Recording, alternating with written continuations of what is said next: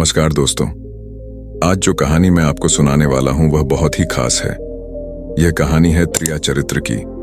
जो भी मनुष्य इस कहानी को पूरा सुनता है वह कभी भी अपने जीवन में धोखा नहीं खाता है। इस कहानी को सुनकर आप अपने जीवन में कई बदलाव ला सकते हो। बहुत समय पहले की बात है। किसी राज्य में एक राजा रहा करता था। वह राजा बहुत ही धर्मात्मा राजा था। उसकी राज्य की चर्चाएं बहुत दूर दूर तक फैली हुई थीं। उस राजा का पुत्र था जिसकी उम्र कुछ ज्यादा नहीं थी, 12 या 13 वर्ष होगी। वह राजकुमार बड़ा ही सुंदर था। राजा उसकी शादी कर देता है। जब राजा ने उसकी शादी की तो राजकुमार उस वक्त मात्र 14 वर्ष का था। तभी उसकी शादी कर दी गई थी और राजा अब बूढ़ा हो चुका था। एक दिन राजा ने सोचा कि अपने राजकुमार को अब राजा बना देते हैं, क्योंकि उस राजकुमार ने कई शादियां की थीं और पहले के राजाओं में यही नियम था कि राजा जितनी चाहे उतनी शादी कर सकता था। वह राजा अपने पुत्र राजकुमार को राजा बना देता है। उसकी शादी हो चुकी थी और एक नहीं बल्कि राजकुमार की 7 शादी हो चुकी थी। वह राजकुमार जो कि राजा बना था अपनी पढ़ाई लिखाई फिर भी कर रहा था। वह रोज गुरुकुल पढ़ने के लिए जाया करता था और एक दिन की बात है, जब वह राजकुमार पढ़ने के लिए विद्यालय जा रहा था तो रास्ते में उसे एक पनिहारण मिली। वह पनिहारण भी बहुत सुंदर थी। उस पनिहारण ने राजकुमार से पूछा कि हे राजा, आप रोज कहाँ जाते हैं? राजकुमार कहता है कि मैं रोज पढ़ने के लिए, विद्या ग्रहण करने के लिए अपने गुरु के पास जाता हूं। तो वह कहती है, यह तो अच्छी बात है, लेकिन यह बताइए आपने त्रिया चरित्र पढ़ा है? राजकुमार कहता है कि नहीं, मैंने यह कभी नहीं पढ़ा है। फिर पनिहारण हती है कि आप त्रिया चरित्र अवश्य पढ़े। राजकुमार कहता है कि यह त्रिया चरित्र क्या होता है? पनिहारी ने कहा कि आप यह बात अपने गुरु से जाकर पूछना और त्रिया चरित्र को अवश्य ही पढ़ना। राजकुमार कहता है कि मैं आज ही जाऊंगा और अपने गुरु से जाकर पूछ लूंगा कि आपने मुझे त्रिया चरित्र क्यों नहीं पढ़ाया। इतनी बात कहने के बाद वह राजकुमार वहां से चल देता है। वह पनिहारीन बात सुनकर वह राजकुमार गुस्से में था। उसकी आंखें लाल थीं। वह अपने गुरु के पास जाकर प्रणाम करता है। गुरुजी ने पूछा कि बेटा क्या हुआ? आज तुम क्रोध में दिखाई दे रहे हो और तुम्हारी आंखें लाल क्यों हैं? क्या बात है, मुझे बताओ। राजकुमार ने क्रोध में जवाब दिया कि गुरुदेव, आपने मुझे त्रिया चरित्र क्यों नहीं पढ़ाया? यह बात आपने क्यों छुपाई? त्रिया चरित्र के बारे में मुझे बताया क्यों नहीं? गुरु कहते हैं, बेटा तुम त्रिया चरित्र नहीं पढ़ पाओगे, क्योंकि त्रिया चरित्र पढ़ना खतरे से खाली नहीं होता है, और जब तुम त्रिया चरित्र पर होगे तो उसमें तुम्हारी जान भी जा सकती है। राजकुमार कहता है कि गुरुदेव, आप इसकी चिंता ना करें, अपनी रक्षा हम स्वयं कर लेंगे। आप केवल मुझे त्रिया चरित्र पढ़ाइए। गुरुदेव कहते हैं कि ठीक है, अब तुमने हट कर ही ली है तो अब हम तुम्हें त्रिया चरित्र पढ़ाते हैं। त्रिया चरित्र पढ़ते पढ़ते राजकुमार को 1 साल हो गए और जब 1 वर्ष हो गया तो गुरु ने कहा कि बेटा, अब तुम्हारी पढ़ाई पूरी हो चुकी है। अब तुम घर जा सकते हो और आराम से अपने राज्य को चला सकते हो। अब तुम्हें यहां आने की कोई आवश्यकता नहीं है। राजकुमार कहता है, ठीक है गुरुदेव। राजकुमार जैसे ही जाने को होता है, गुरुदेव उसे रोक लेते हैं और कहते हैं, बेटा मैं तुम्हें एक ऐसा यंत्र देता हूं, या जब तुम इसे अपने कानों में लगाओगे तो कोई भी तुम्हें पहचान नहीं पाएगा और तुम उसे पहचान लोगे। राजकुमार वह यंत्र अपने हाथों में ले लेता है और गुरु ने कहा, तुम इस यंत्र को ले जाओ और रात के 12 बजे, आज ही के रात में, अपने महल से निकल करके जंगल की तरफ जाना और पूर्व दिशा की ओर जाना। और जब तुम पूर्व दिशा की ओर जाओ तो यह यंत्र अपने कानों में लगा लेना और वहीं पर खड़ा हो जाना। वह राजकुमार कहता है कि ठीक है, ऐसा ही करूंगा। फिर राजकुमार गुरुकुल से महल की ओर चल देता है और जब रात के 12 बज जाते हैं और उस राजकुमार की 7 पत्नियां सो जाती हैं, तब आधी रात के समय वह राजकुमार अपने हाथों में यंत्र लेकर महल से जंगल की तरफ चल देता है। राजा जंगल में पूर्व दिशा की ओर जाता है और वहां जाकर अपने कानों में यंत्र लगा लेता है और वहीं पर खड़ा हो जाता है। तो उसने क्या देखा कि वही पनिहारण जो मुझे रास्ते में मिली थी, वही पनिहारण एक थाली में खाना लेकर जंगल को जा रही है। वहां थोड़ी ही दूरी पर एक संत अपनी कुटिया में रहते थे। वह पनिहारण संत के पास खाना लेकर जा रही थी। राजा ने देखा कि यह तो वही पनिहारण है जिसने मुझसे कहा था कि त्रिया चरित्र की पढ़ाई करना। लेकिन पनिहारण उस राजा को नहीं पहचान पाई, क्योंकि राजा के कानों में यंत्र लगा हुआ था। यंत्र लगने की वजह से राजा किसी को भी पहचान सकता था। राजा ने अपने मन में सोचा कि चलो उसके पीछे चलते हैं कि यह आधी रात को भोजन लेकर संत कुटिया की तरफ क्यों जा रही है, इसका क्या कारण है। वह राजा भी उसके पीछे पीछे छुपता हुआ चल दिया। अब वह पनिहारण उस कुटिया में उस बाबा के वहां पहुंचती है। उस बाबा के पास जादू की पोटली थी और वह बाबा जादूगर था। राजा पीछे पीछे गया और वह छुप करके देख रहा था कि वह पनिहारण औरत को बाबा क्या करेंगे। बाबा ने पनिहारण से कहा, अरे पनिहारण, पहले तो मुझे यह बता कि आज आने में इतनी देर कैसे लग गई। हाथ जोड़कर पनिहारण कहने लगी कि महात्मा जी, मेरा विवाह हो चुका है और मेरे पति मुझे ले जाने के लिए आए हैं। हमें लेकर कल चले जाएंगे, इसीलिए हमें उन्हें सुलझाने में थोड़ी देर लग गई और यहां आने में भी देर हो गई। जब यह बात साधु ने सुनी कि इसका विवाह हो चुका है और इसका पति इसे लेने आया है, तो साधु कहता है कि पनिहारण, इसका मतलब है कि तुम अपने पति के साथ जाना चाहती हो, तो हमारे पास क्यों आई हो। पनिहारण कहती है कि मैं आपके बिना नहीं रह सकती हूं, मैं आपके बिना नहीं जी सकती हूं। तो साधु कहता है कि हे पनिहारण, इसके लिए तुम्हें एक काम करना होगा। साधु एक बड़ा सा चाकू निकलता है और पनिहारण से कहता है कि हे पनिहारण, जाओ अपने पति के गर्दन काटकर यहां लेकर आ जाओ। अपने उस पति को मार दो जो हमारे और तुम्हारे बीच में दरार बन रहा है। तब मैं तुम्हें रख लूंगा, तुमसे विवाह करूंगा, तुम्हें अपनी पत्नी बनाऊंगा। बिना कुछ सोचे समझे वह चाकू को ले लेती है और दौड़ते हुए अपने घर जाती है और उसका पति सो रहा था। वहां जाकर अपने पति की गर्दन काट देती है और उसकी गर्दन को लेकर साधु के पास आती है। और जो राजकुमार थे वह उसका पीछे पीछे उसका सारा कारनामा देख रहे थे। जब साधु ने देखा कि अपने पति को मार करके उसकी गर्दन यहां लेकर आई है, साधु को बहुत गुस्सा आया और उसने उसे लात मारी और कहा, भाग जाओ यहां से, जब तू अपने पति की नहीं हो सकी। जिसके साथ तूने 7 फेरे लिए तो तू मेरी क्या ही होगी। जल्दी भाग जाओ यहां से। अगर तुम मेरे पास दोबारा आई तो मैं तुझे जीवित नहीं छोड़ूंगा। साधु की यह बात सुनकर उस पनिहारण को ऐसा लगा जैसे उसके पैरों तले जमीन खिसक गई हो। फिर भी अपने पति की कटी हुई गर्दन घर लेकर के आई और उसकी गर्दन जोड़ देती है और वहीं बैठ जाती है। और इधर जैसे ही सवेरा हुआ, अपने पति के पास बैठकर रोने लगती है और चिल्लाने लगती है, कहती है, देखो देखो, किसी ने मेरे पति की हत्या कर दी। लेकिन रात में उस पनिहारण का सारा कारनामा राजकुमार देख चुका था। इधर सारे गांव वाले पनिहारण के घर चले जाते हैं और उसके पति की लाश को लेकर गांव के बाहर जाते हैं उसका दाह संस्कार करने के लिए। और वह पनिहारण भी पीछे से भागती हुई रोती हुई चली जा रही थी। और उधर राजकुमार भी जा रहे थे जो कि अपने राज्य के राजा बन चुके थे। पनिहारण भागती हुई चिल्लाती हुई पहुंची और कहने लगी, मैं सती बनूंगी, क्योंकि अगर जब मेरे पति ही नहीं रहे तो ऐसे जीवन का क्या फायदा। मैं इन्हीं के साथ सती हो जाऊंगी। राजा को उसकी बातें सुनकर हंसी आ जाती है और राजा कहता है, त्रिया चरित्र जाने ना कोई और कसम मेरी के हुए सती।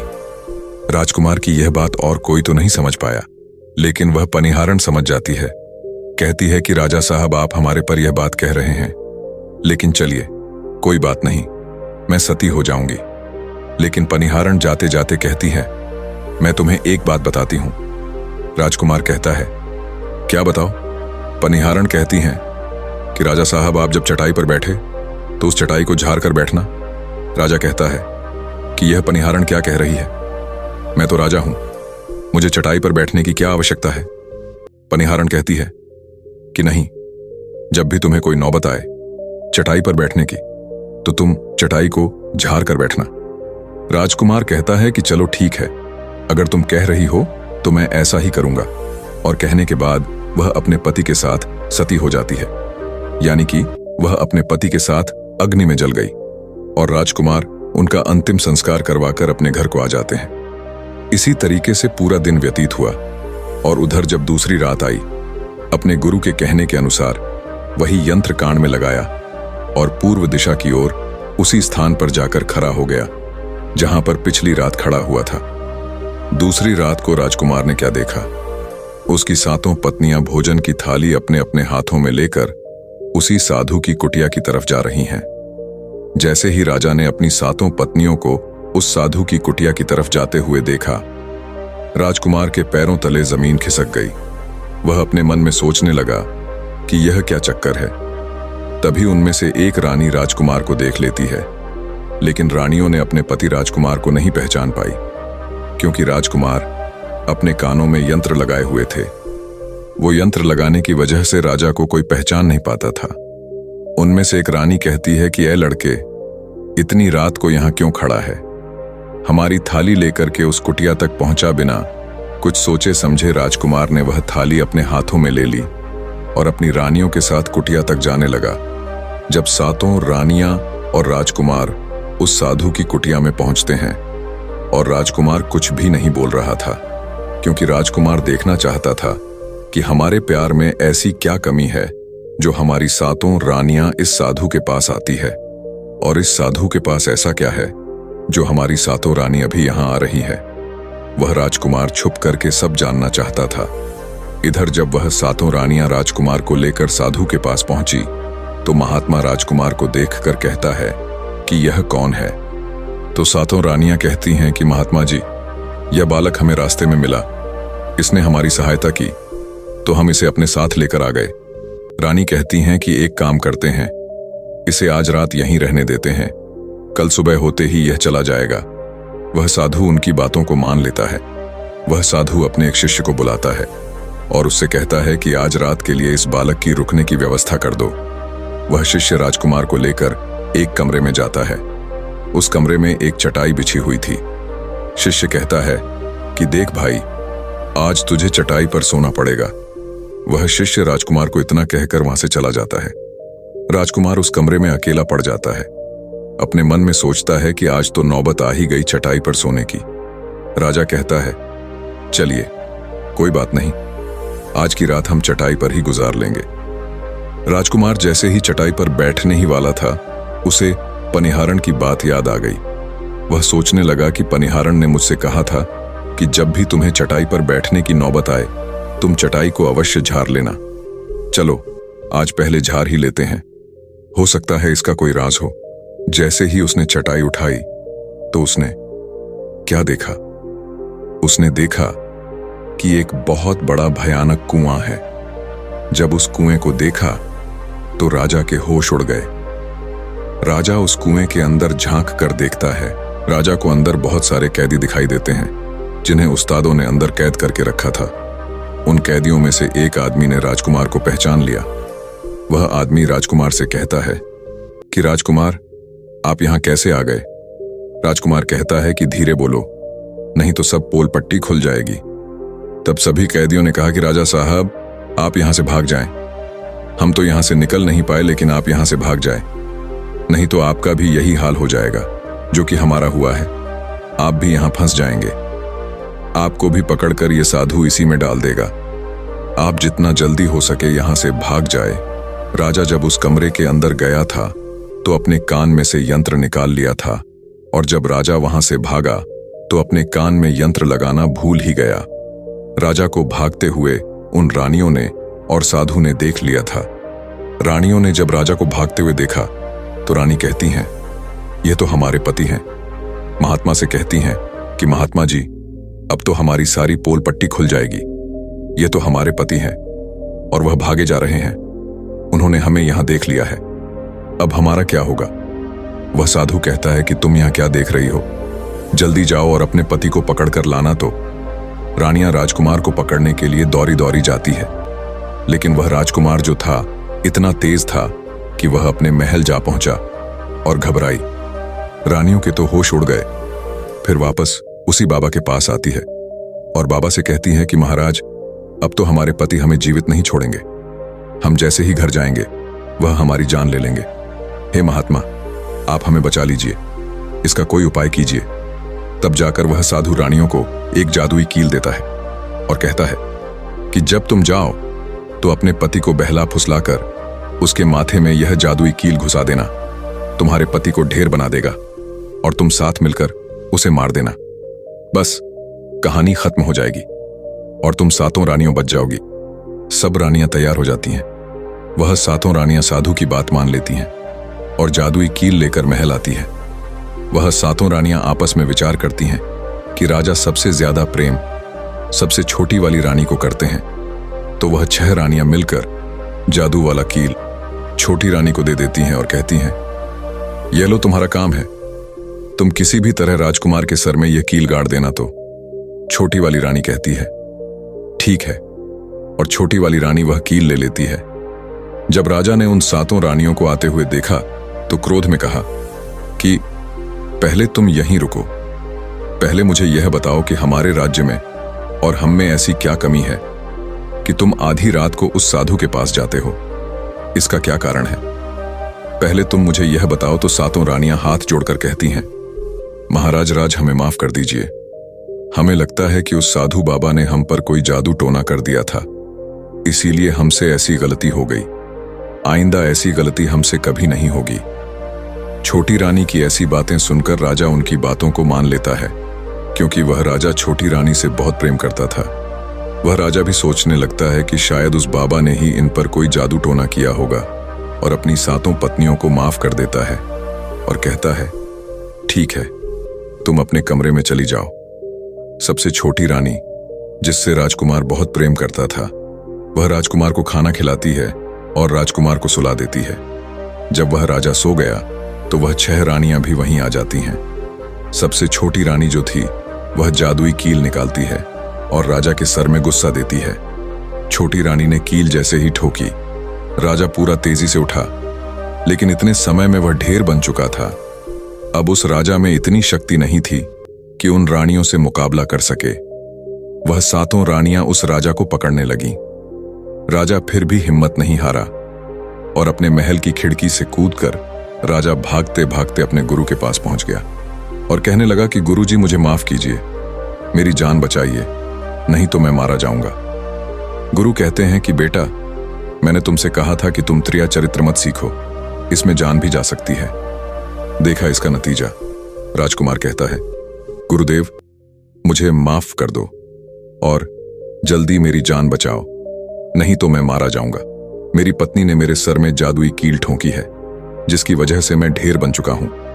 गुरु ने जब ध्यान से देखा तो कहा कि यह वही कील है जो साधु ने दिया है, मैं तुम्हें अब नहीं बचा सकता। राजकुमार कहता है, नहीं गुरुदेव, ऐसा मत कहिए, मैं आपका शिष्य हूं, आपका कर्तव्य है मेरी जान बचाना। तो अब गुरु कहते हैं कि हे बेटा, मैं तुम्हें बचा तो नहीं सकता, लेकिन एक उपाय है। राजकुमार कहता है, क्या उपाय है? गुरुदेव गुरु कहते कि हम तुम्हें तोता बना देंगे, और जब हम तुम्हें तोता बना देंगे तो तुम सुखवादी जाकर रहना, क्योंकि सुखवादी नहीं चलता है, और तुम्हें जब बहुत प्रेम करने वाली स्त्री मिलेगी तो तुम पुनः राजकुमार बन जाओगे। वह राजकुमार कहता है, ठीक है गुरुदेव, आप हमें तोता बना दीजिए। तो वह गुरुदेव उसे तोता बना देते हैं और वह तोता बनने के बाद वहां से चला गया। सुखवादी, जहां पर बहुत सारे तोता रहते थे, वहीं जाकर रहने लगा और सातों रानियां उस राजकुमार को खोज रही थी। जब राजकुमार नहीं मिला तो फिर से उस बाबा के पास जाती है और कहती हैं कि बाबा जी, वह रात को राजा भाग चुका है, आप अपनी पोटली निकालिए और देखें कि वह कहां है। तो वह महात्मा अपना पोटली खोलता है और देखने लगता है कि वह राजकुमार तोता बनकर के सुखवादी में रहता है।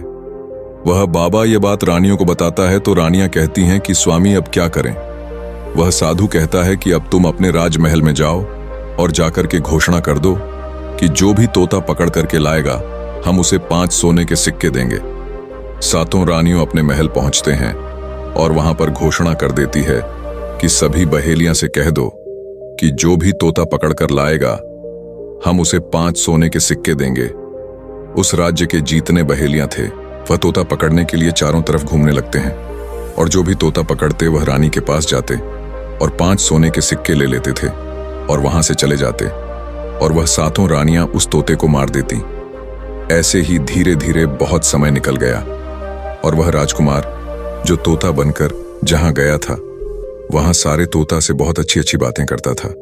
उन्हें बहुत ज्ञान की बातें बताता था। तो सारे तोता को लगा कि यह तोता तो बहुत समझदार है, यह तोता तो बहुत अच्छी अच्छी बातें करता, इसे हम अपना राजा बना लेते हैं। और सभी तोता मिलकर उसे राजा बना लेते हैं। राजकुमार सभी तोतों का राजा बन जाता है और वही छुपकर रहने लगता है। एक बहेलिया तोता पकड़ते पकड़ते सुखवादी पर के पास पहुंच जाता है, जहां पर वह राजकुमार तोता बनकर छुपकर रहता था। जब उस बहेलिये ने इतने सारे तोते को देखा तो अपने मन में सोचा कि अगर हम इतने सारे तोते पकड़कर रानी के पास ले जाएंगे तो हमें बहुत सारी सोने के सिक्के मिल जाएंगे। लेकिन वह बहेलिया सोचता है कि हम इतने सारे तोतों को पकड़ेंगे कैसे। तो जैसे ही सुबह हुई, उस पेड़ से सारे तोते दाना पानी के लिए बाहर चले जाते हैं और इधर बहेलिया चाकू से पेड़ पर चारों तरफ कट लगा देता है, जिससे कि पेड़ से बहुत सारे गोंद निकल जाते हैं। पेड़ के चारों तरफ ही गोंद हो जाते हैं। जो लोग गोंद के बारे में नहीं जानते, मैं उन्हें बता दूं कि हर पेड़ पर एक प्राकृतिक गोंद निकलता, जिससे हम कुछ भी चिपका सकते हैं। तो दोस्तों, अब बहेलिया सोचता है कि जब भी वह सारे तोते आएंगे, इस पेड़ पर बैठेंगे, वह सभी इस पैर में चिपक जाएंगे और मैं आसानी से उन्हें लेकर चला जाऊंगा।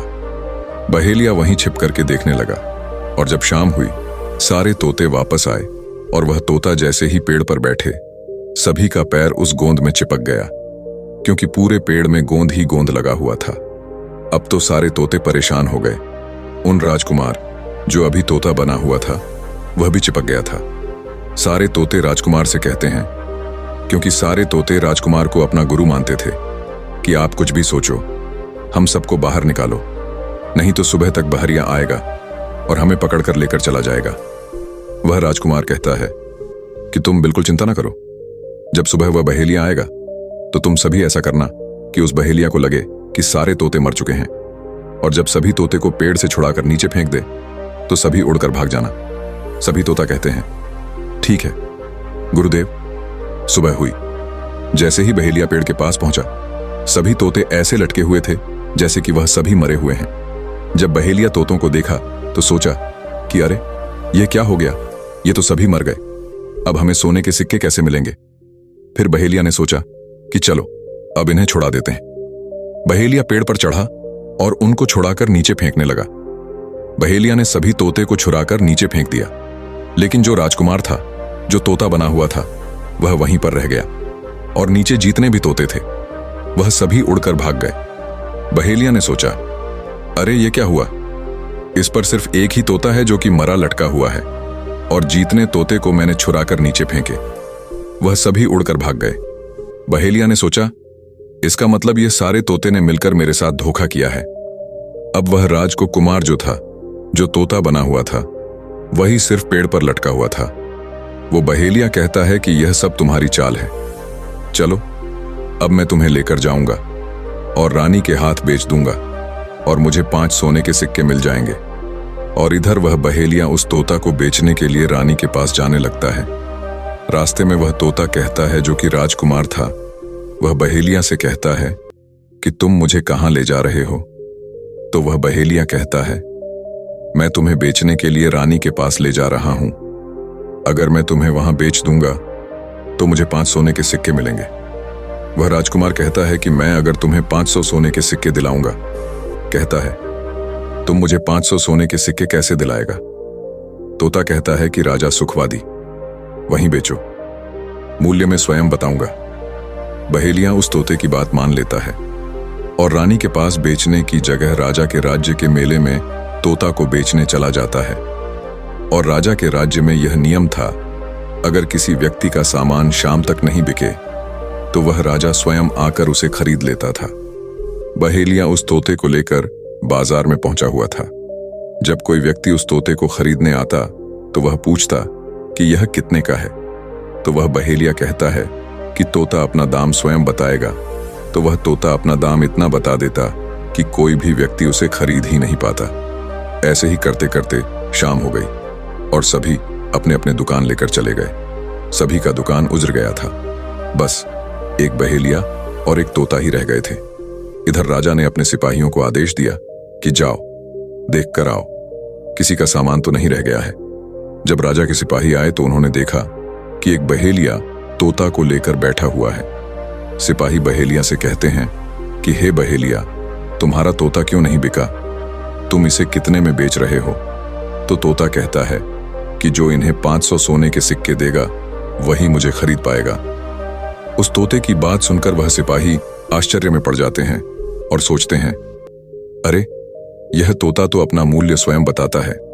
तब सिपाही राजा के पास जाते हैं और राजा को सारी बात बताते हैं और कहते हैं, एक बहेलिया एक तोता लेकर बैठा हुआ है, लेकिन वह तोता अपना मूल्य स्वयं ही बताता है। वह इतना महंगा बताता है, शायद इसीलिए उसे कोई खरीद नहीं सका।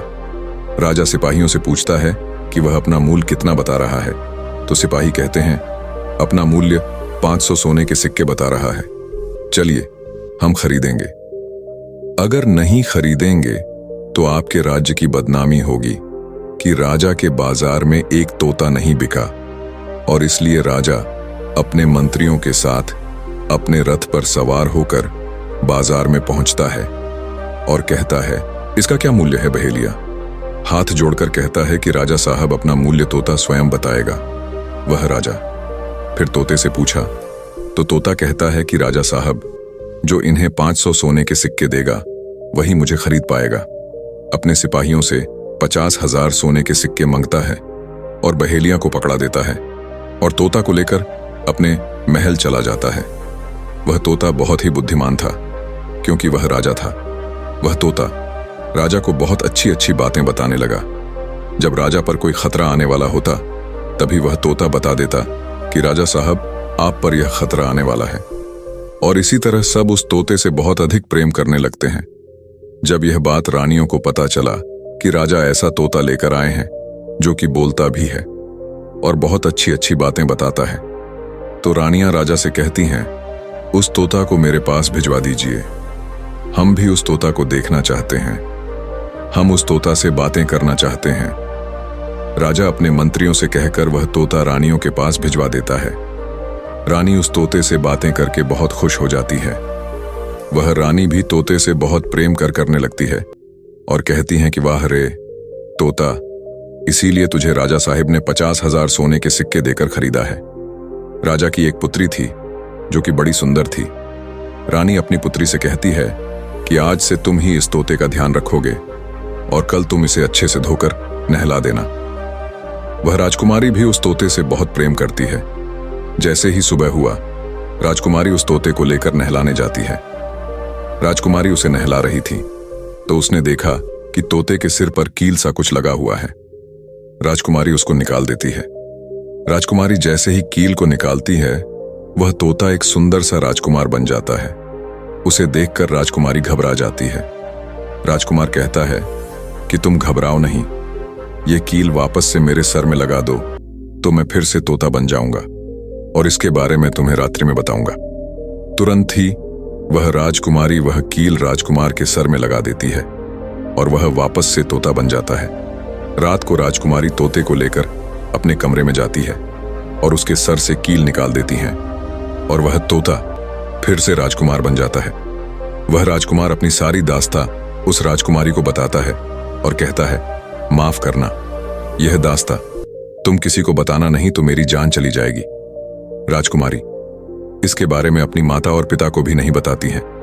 दिन भर वह तोता रहता है और रात को राजकुमारी उस तोते को अपने कमरे में ले जाती और उसके माथे से कील निकाल देती और वह राजकुमार बन जाता और रात में वह दोनों साथ में ही रहते। और ऐसे ही धीरे धीरे समय निकलता गया। राजकुमारी को राजकुमार से प्रेम हो जाता है। इधर क्या हुआ, जो राजकुमार की पत्नियां थीं वह बहुत सारे तोते मरवा देती हैं, लेकिन जो राजकुमार तोता बना हुआ था वह उन्हें नहीं मिलता है और वे उसी साधु के पास जाती हैं और कहती हैं कि हे महात्मा, हमारे पति तो अभी तक हमें नहीं मिले, हम अब क्या करें, उन्हें कैसे मारे। वो साधु फिर से अपनी पोटली खोलता है और देखता है कि वह राजकुमार अभी तक तोता बन के राजा के घर में रह रहा है। वह साधु रानियों से कहता है कि तुम एक काम करो कि तुम नृत्य कला सीखो। हम सभी मिलकर उस राजा के घर नृत्य कला करने जाएंगे और जब राजा हम पर प्रसन्न हो जाएगा और हमें कुछ मांगने को कहेगा तो हम उस तोते को ही मांग लेंगे और फिर आसानी से उसे मार देंगे। धीरे धीरे समय बीता। साधु तबला बजाता और सातों रानी पूरी तरह से नृत्य कला सीख चुकी थी। अब साधु को लगा कि हम सफलता प्राप्त कर सकते हैं और उस तोते को उस राजा से मांग सकते हैं। साधु का भेष बदल करके उन सातों रानियों को नृत्य कला वाली स्त्री बना करके राजा के दरबार में पहुंच गया। राजा उस साधु से पूछता है कि आप लोग कौन हैं, यहां क्यों आए हैं? तब साधु कहता है कि हम सब नृत्य कला वाले हैं, आपके महल में हम नृत्य कला दिखाना चाहते हैं। राजा को भी गाने और बजाने का बहुत शौक था, वह मान जाते हैं। उधर वह साधु अपना गाना बजाना चालू करता है।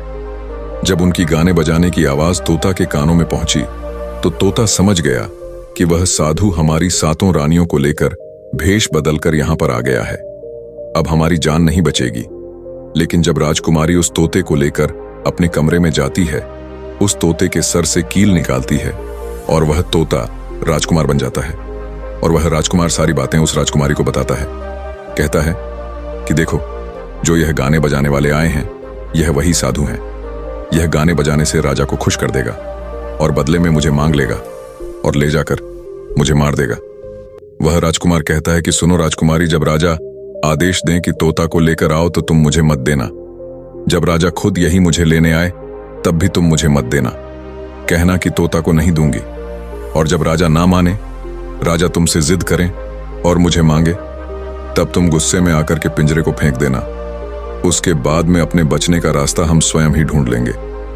राजकुमारी कहती है कि ठीक है, और वहां गाना बजाना हुआ तो राजा प्रसन्न होकर उन्हें कहते हैं कि मांगो, क्या मांगना चाहते हो?